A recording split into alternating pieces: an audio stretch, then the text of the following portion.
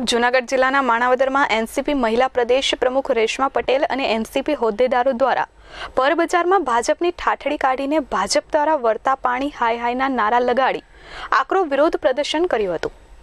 રેશમા પટેલે જણાવ્યું હતું કે કોરોના જેવી મહામારીમાં લોકોની આર્થિક કમર તૂટી ગઈ છે, ત્યારે જનતાનું હિત વિચાર્યા વગર ભાજપ શાસિત માણાવદર નગરપાલિકાએ દરેક કરવેરામાં ખૂબ જ મોટો વધારો કર્યો છે।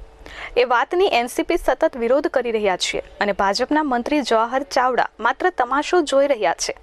માણાવદરથી લઈ દરેક ગામડાઓ પાણી, રોડ, રસ્તા, લાઇટ બત્તી જેવી પ્રાથમિક સુવિધાઓ પણ હજુ સુધી વંચિત છે।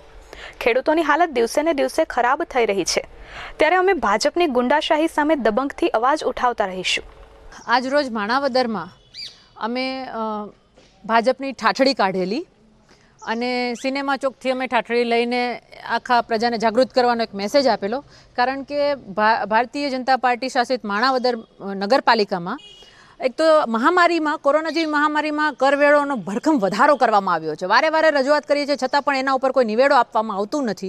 અને ખાસ કરીને જ્યારે આ વિસ્તારમાંથી મંત્રી જવાહરભાઈ ચાવડા જ્યારે ભાજપની ખુરશી ઉપર બેઠા હોય ત્યારે આ વિસ્તારની પ્રજાને હેરાન થવું પડે।